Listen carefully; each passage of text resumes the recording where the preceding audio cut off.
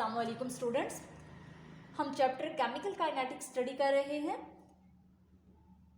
Last lectures में हमने first order reaction study किया था, जिसमें हमने फर्स्ट ऑर्डर रिएक्शन की डेरिवेशन, यूनिट कैसे कैलकुलेट किया जाता है, हाफ लाइफ कैसे कैलकुलेट किया जाता है, ग्राफिकली एक्सप्लेन इसको किस तरह से करते हैं, इनकी एग्जाम्पल्स को डिस्कस किया था। लेकिन ये सारा काम हमने इन सोल्यूशन फेज किया था। जो हमारी फेज थी वो सोल्यूशन थी। हमने पहले भी डिस्कस किया था कि जो रेट ऑफ रिएक्शन होता है ये हम दो तरह से कैलकुलेट कर सकते हैं। ऐसे रिएक्शंस जो कि सॉल्यूशंस में हो रहे होते हैं, या ऐसे रिएक्शंस जो कि गैसियस फेज में हो रहे होते हैं। अगर हम रिएक्शंस इन सॉल्यूशन फेज को स्टडी कर रहे हों तो फिर हम rate of reaction find out करते हैं इन टर्म्स ऑफ कंसंट्रेशन। लेकिन जब हम रेट ऑफ रिएक्शन को स्टडी कर रहे हों इन गैसियस फेज, तो तब हम rate of reaction find out करते हैं इन टर्म्स ऑफ प्रेशर। तो आज हमने फर्स्ट ऑर्डर रिएक्शन का सेकंड पार्ट डिस्कस करना है, जो कि गैसियस फेज में है।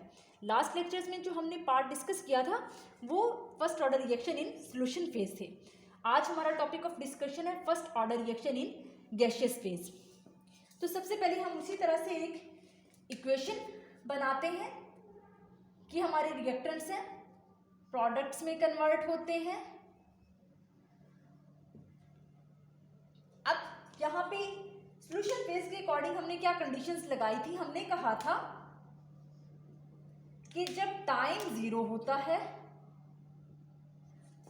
तो कंसंट्रेशन, जो ए की कंसंट्रेशन है वो ए मोल्स होते हैं, क्योंकि इनिशियली रिएक्टेंट मैक्सिमम होते हैं और प्रोडक्ट्स की कंसंट्रेशन 0 होती है। Eight any time T reactant की कंसंट्रेशन डिक्रीज हो जाती है ए माइनस एक्स, जिसमें से एक्स मोल्स ऑफ प्रोडक्ट जो हैं वो प्रोड्यूस होते हैं। ये कंसंट्रेशन के टर्म्स में हमने इन सॉल्यूशन फेज स्टडी किया था। अब हम इसको with respect to gaseous phase देखते हैं।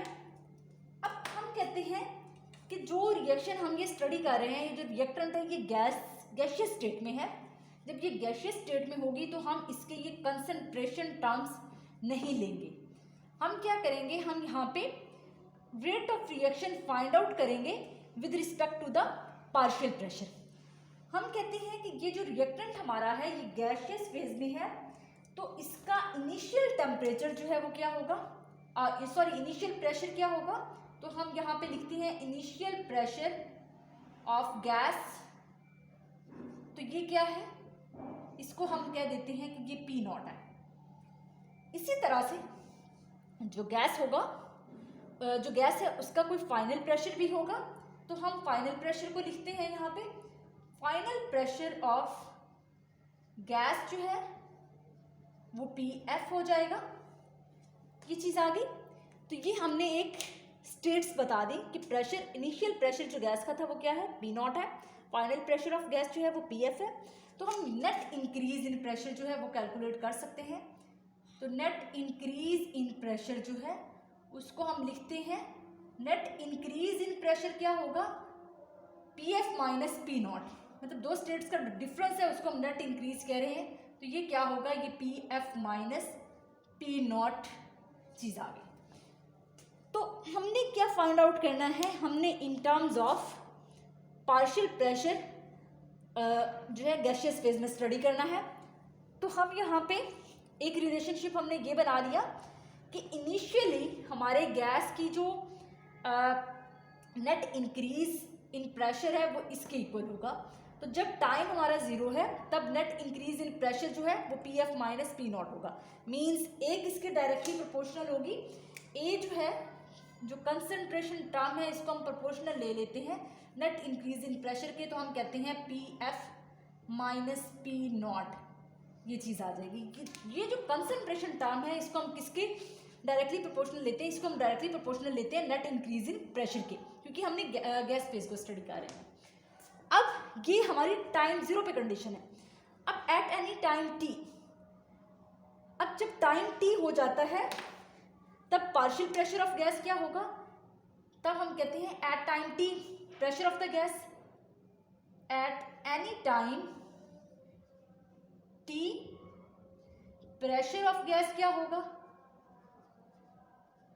प्रेशर ऑफ गैस क्या होगा, तो वो हमने कह दिया कि ये पी टी हो जाता है।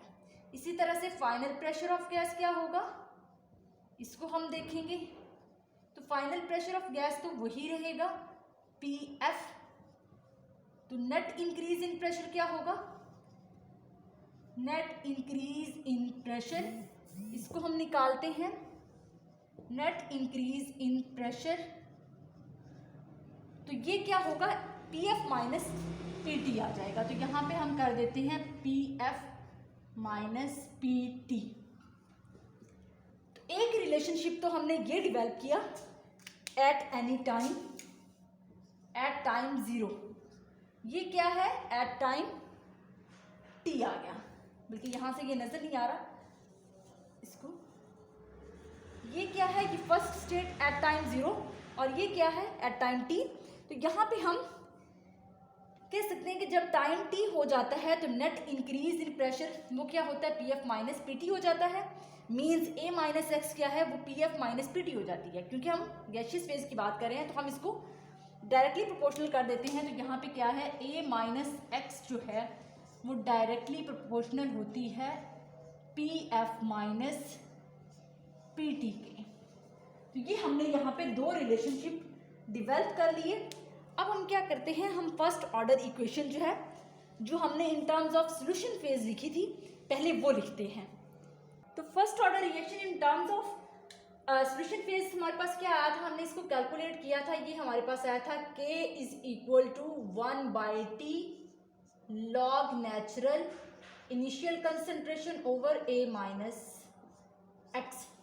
ये हमारा फर्स्ट ऑर्डर रिएक्शन है in terms of solution phase. इसको मैं यहाँ पे मेंशन भी कर देती हूँ मार्क लाइन करके कि ये हमारा क्या है इन केस ऑफ सॉल्यूशन फेज, जब हम किसी रिएक्शन को सॉल्यूशन में स्टडी कर रहे हैं।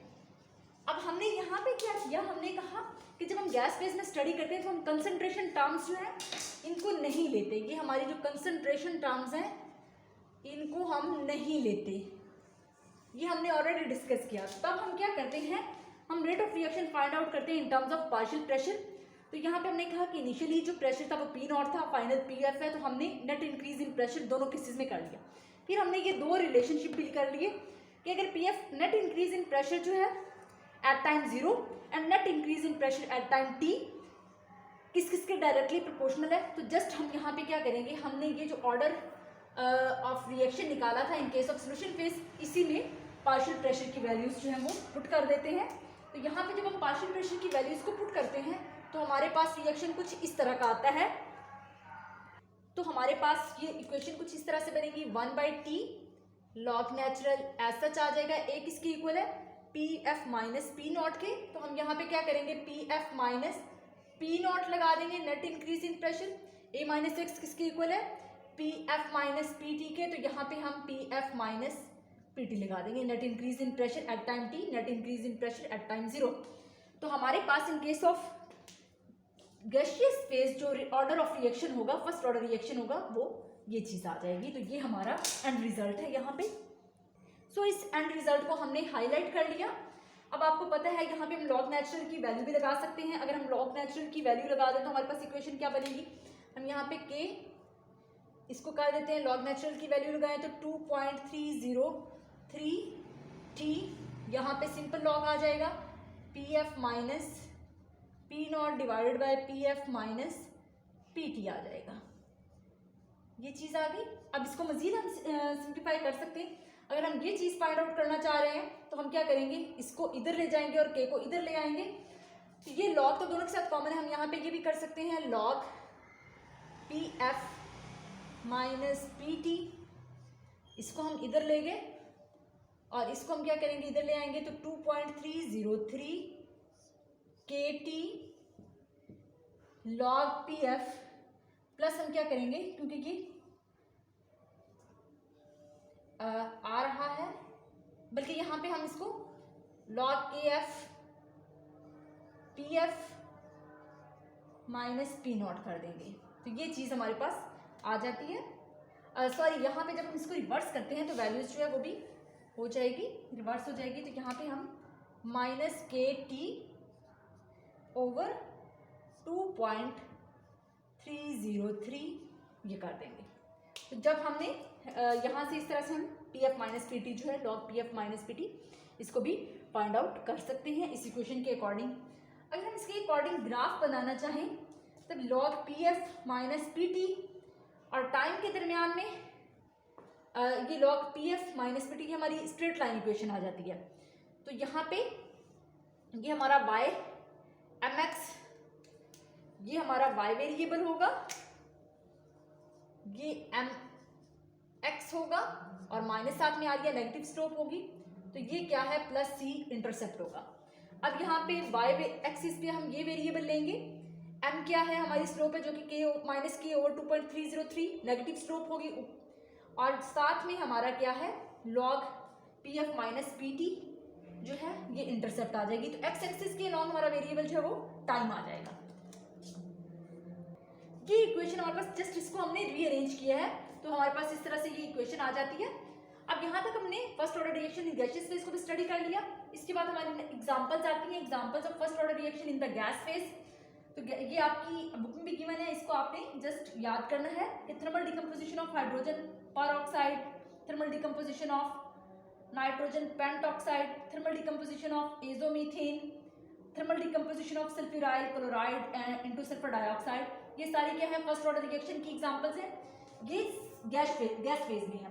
अगर हम सॉल्यूशन फेज की बात करें तो सॉल्यूशन फेज में decomposition N2O5, thermal decomposition of benzene diazonium chloride and third decomposition of ammonium nitride. तो ये हमारे पास सॉल्यूशन फेज की एग्जांपल्स हैं। तो यहाँ पे हमारा जो लेक्चर है आज का कंप्लीट होता है। नेक्स्ट लेक्चर में हम सेकंड ऑर्डर रिएक्शन को स्टार्ट करेंगे।